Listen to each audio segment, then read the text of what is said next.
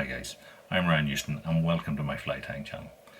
This channel contains hundreds of different videos covering all manner of different patterns, techniques and styles of fly tying. There's something here to suit almost everybody, so hit the like button, hit the subscribe button, let's get on with the show.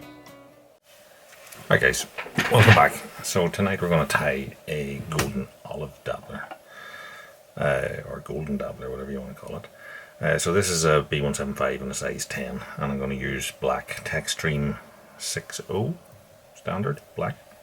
It's a good strong tying thread. I've found it doesn't break maybe so much as some of the other ones I've been using. So we take the tying thread and put a base down the hook to the bend, break it off, and then we take 6 or 8 fibres from a cock pheasant tail and place that on our hook. I'm putting a tail in here that's probably longer than the shank of the hook, maybe 1 1/4, 1 1/2 times, and then tie back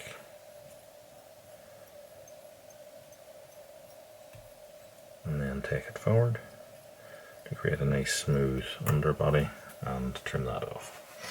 You'll notice I break quite a few things off rather than cutting them, but if you don't feel comfortable with that, use your scissors. So next then what we want to do is add a gold oval rib, and I'm going to add that on the far side of the shank, so say at about 3 o'clock. So on the side, or even slightly below the side, at maybe 4 or 5 o'clock on the clock face if you're looking at it. So body, as it suggests, is a golden or golden olive, and this time we're using a golden olive seal.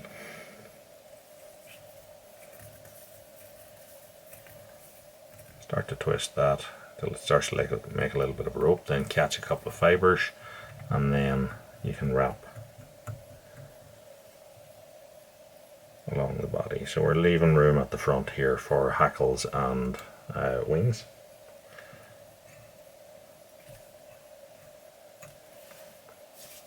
So for the hackle on this, what I'm going to use is like a dark red game.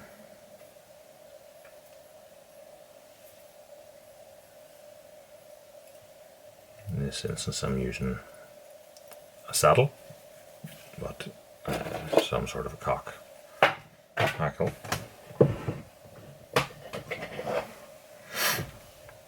Take that, put the pliers on, and you see I've tied it in sort of in the middle of that bit that I had, because what I want to do is get, say maybe, if I don't break it, maybe 3 turns or so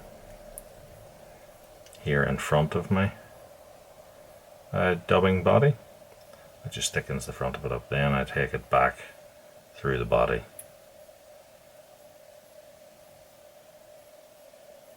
till we get to the rear of the fly. And we take our tinsel underneath from the far side and over our hackle, and then take the tinsel and take it up through the body in about 5 turns or so.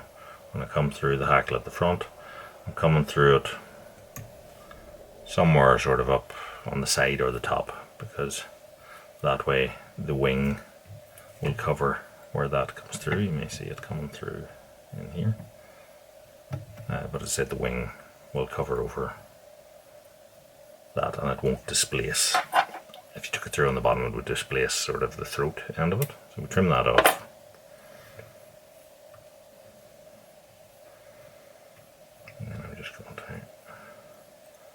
Create a sort of solid little bed there, a few turns, and then we want to put on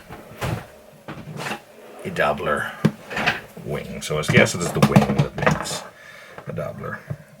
For the wing on these flies, what we're using is bronze mallard.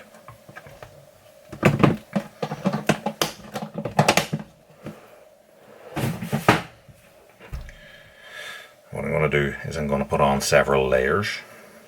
So I'm going to take some bronze mallard off feather, strip it off, and then take another feather here and strip a portion off that and set it on top. So I have a double layer, like a sandwich here. I happen to have taken a strip off a left feather and a right feather, but you don't really have to do that, but it may help for a more even wing.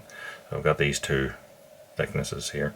I'm going to set that up on top, and for me it's going to come beyond the bend of the hook's probably going to come halfway down the tail for length.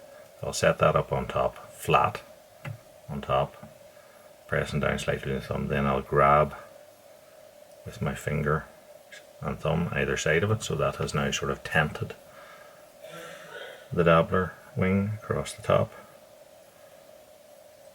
and then I tighten down on it. And what the effect of this has is that it creates a wing that's sort of going from 3 o'clock to 9 o'clock across the top. Then once it splits up, it creates this nice open buggy effect. We then need to trim off the extra.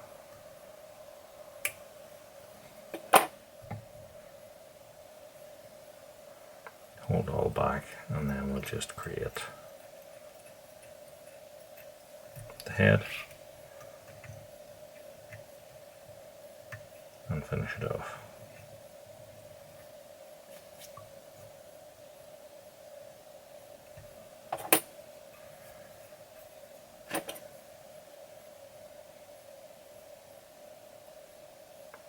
Trim.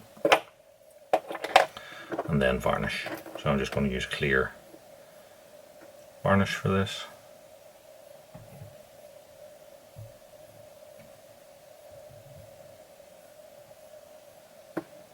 You might need to repeat the coat once that one dries, but that essentially is the fly tied. I'm just going to make sure that the eye doesn't have any varnish on it. Whether it does or doesn't, sometimes it's force of habit. Pull a feather through it, and that is our golden olive dabbler. So hopefully you liked the video. Hopefully give it a try, catch you a few fish.